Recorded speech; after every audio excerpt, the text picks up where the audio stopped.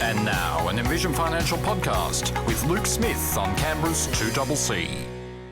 25 to 5, time to welcome Luke Smith into the studio once again from Envision Financial. Good afternoon. Good afternoon. Are you going to get yourself a Sydney Rooters jersey?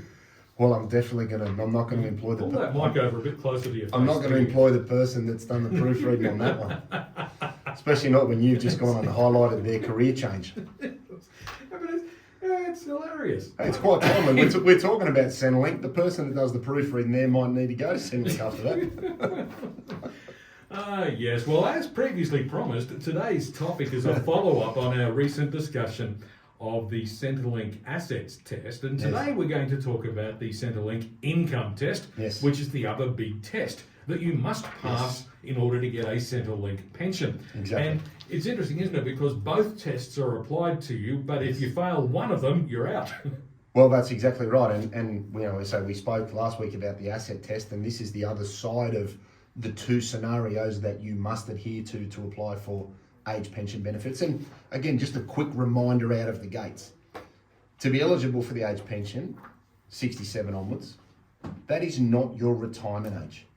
Off the back of last week's show, I've had a number of people reach out this week in the office and go, well, I'll retire at 67. And people seem to be confusing your entitlement age for Centrelink with your superannuation preservation age, which if you're born after 1965 is 60.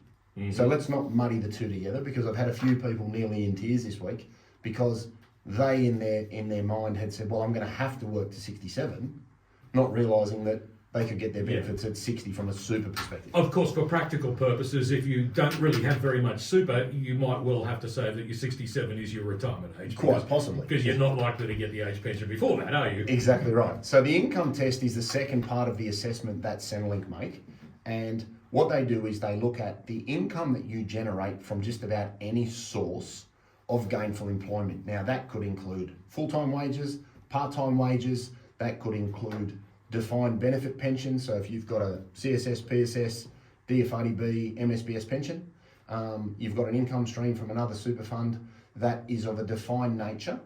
You could have rent from an investment property. You could have director's fees. You could have any form of remuneration where you've undertaken personal exertion, fancy way of saying working. They add all of that income up when they look at you as a couple or as an individual, depending on your situation, and they make an assessment within a range of limits to see what, if anything, you're entitled to, or a partial entitlement where you might be halfway up the income test. So to start by putting some context around that, if we look at a couple can earn $9,360 and receive a full entitlement under the income test. Now, a full pension for a couple is about $43,700 a year. If you earn more than $96,865, then you are over the maximum income test and you would receive no age pension. And we spoke last week about what are my assessable assets, and we addressed some strategies there to try and reduce that. Part of the income test loops back around on that deeming conversation that we had last week. Yes. And this is where deeming gets applied to financial assets. So we look at something and say, have I got income from employment or an income stream? Then they say, do I have superannuation? And if I have $500,000 of superannuation, the asset value would fall under the asset test. And then they apply the deeming rate, which is up to 100,000 at 0.25 and then 2.25 over that. They deem, or they assume, a rate of income from your investments. So in that example, if they deemed you to have $10,000 of income, but you generate or take as a pension $20,000, that's completely fine, because they're not assessing you on what you take. They're assuming that what you have is going to earn a rate of return. So you've got pension, you've got rent, you've got anything that is an ongoing form of remuneration. Now, that could include some abnormal things like the cash out of leave entitlements while you're working. So you might have long service leave.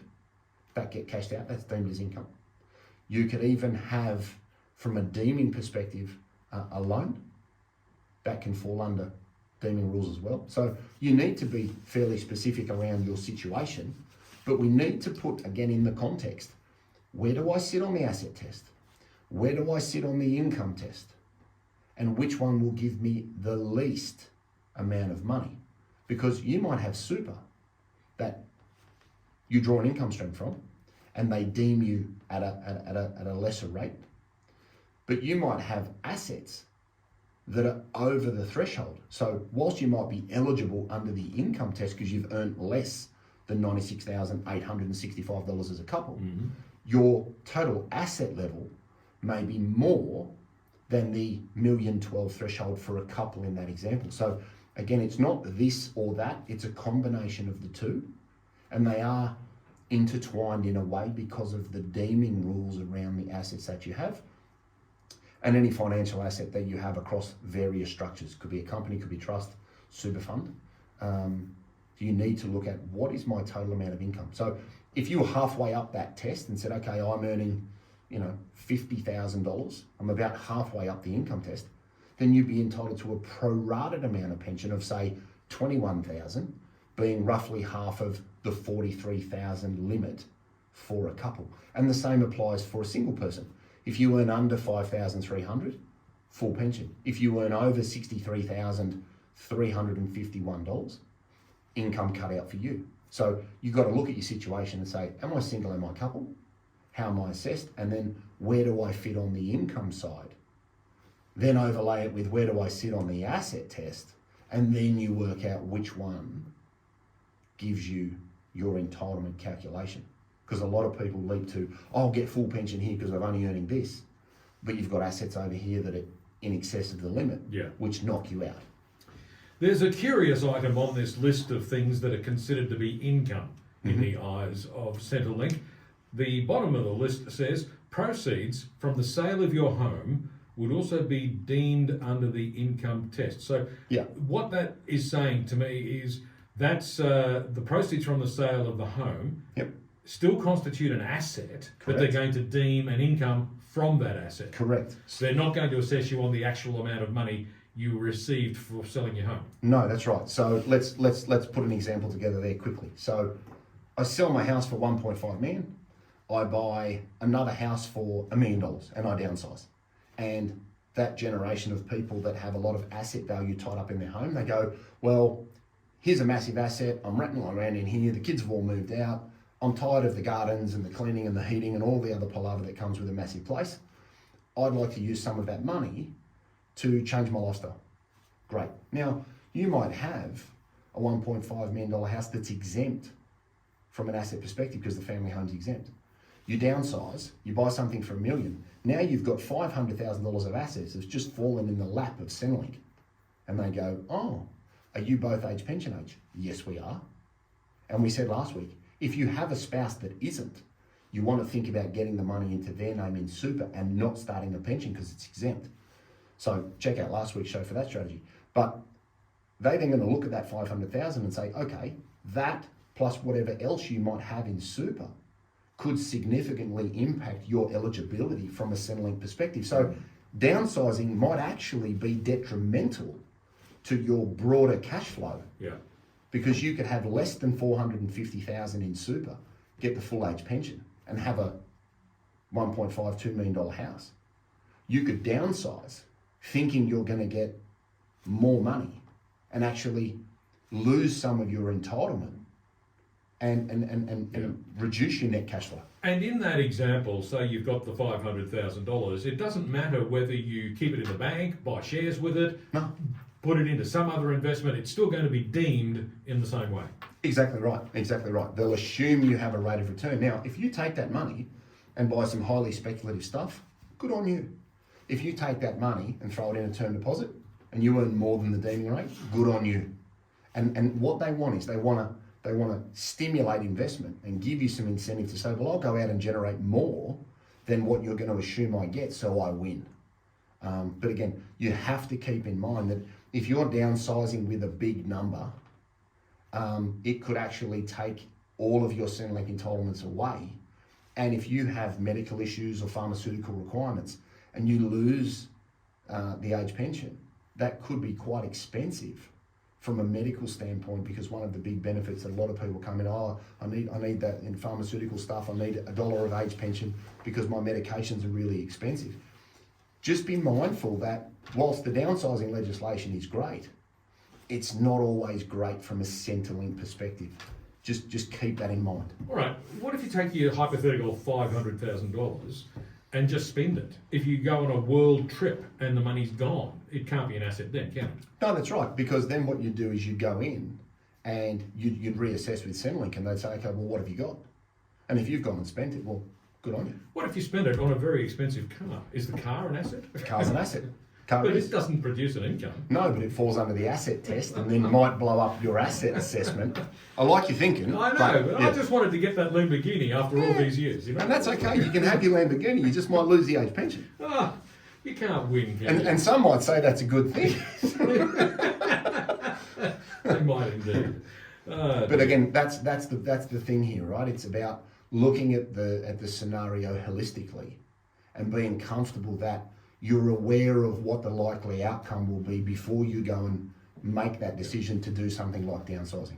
Now, the way this works is that, as you've pointed out, we'll just take the single full pension as an example. Yeah. There's a threshold below which you will receive the full pension, and that threshold is just over $5,000. Yep. If you earn more than $5,000, Yep. but less than the top cutout at $63,351, Yep. then your pension will be reduced by 25 cents in the dollar Yep. for every dollar you earn above that bottom threshold. Correct. Okay, so I haven't done all the mathematics here, and I think it's probably beyond my ability. But is there a spot in that sliding scale between 5,000 and 63,000 where you strike a happy balance, where you get a decent amount of pension and you're still getting a decent amount of superannuation income, for example? Yeah, look, exactly right. And that's where knowing what you're going to have can be very beneficial.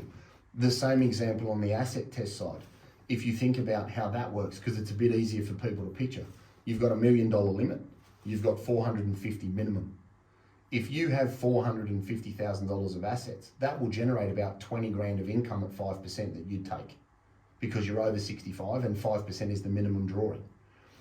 If you have $1 million of assets, or let's say you had $1.1 million of assets, if you think this is going to sound silly, but you're actually being punished, because 1.1 million of asset will generate 55,000 of income. If you've got 450, you're going to get 43,000 as a couple, plus another 20 because of your 450 at 5%. You're at 63,000. 1.1 million. So you've actually got better income than somebody who has more assets. Correct, and this is the stupidity of where the thresholds have got to. And to your point with the income, it's similar. You need to say, okay, well, a lot of people make the assumption, well, I won't work because I'll pay tax and I'll lose my pension. But if you can earn some and then reduce your entitlement by a prorated amount, you may be better off from a net perspective. And again, we just want people to think, don't assume that lost is bad. Because if you can do some part-time work and have some engagement, some socialising, some purpose and keep your brain ticking over and get a little bit less, I've often said to people, I'd rather you earn more and have that engagement and purpose than get this. And even if you keep a few dollars and keep all the benefits, because the broader benefits are worth 5,000 to sort of 7,000 when you look at the rates, the concessions and everything else. So, that has financial benefit as well, even though your pension amount may have been reduced. Indeed. Luke Smith from Envision Financial is with me in the studio today, and we're talking about the Centrelink income test and how it works. It's about 10 to 5. Back with more in just a moment.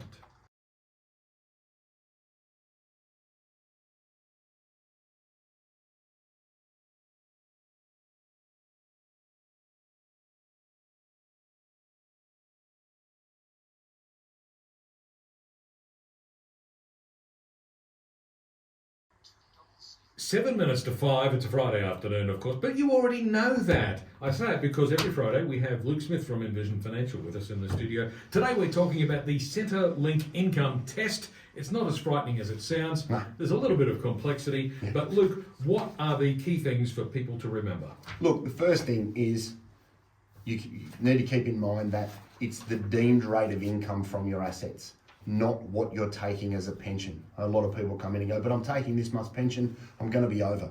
It doesn't matter what you take, it's the amount of income that they assume you generate from your financial assets. So that's important. Yeah. Remember that other third-party assets will be included, such as rent. Now that can also be net rent, so you're That able... is rent you're receiving. Correct, rent from a property, or the net rent less deduction. So they'll allow you a tax deduction for interest and other maintenance and upkeep. So you need to report that. It'll include part-time or full-time work. And if you're part of a couple, it's the couple's income. Even though one of you may be eligible, if you're over that $96,000 limit because spouse A is working and spouse B is entitled, you're going to be over the income test. So whilst you might be the age for Centrelink, if a spouse is working and earning too much, you're going to be automatically knocked out as well. So keep that in mind. Remember that the downsizing legislation is great. It had its purpose to release a huge amount of value in people's homes. But keep in mind, anything that's left over after you purchase that downsizer property could be added to your asset test levels and therefore deemed for the income test, not just the super that you may have or the rent or whatever else you have.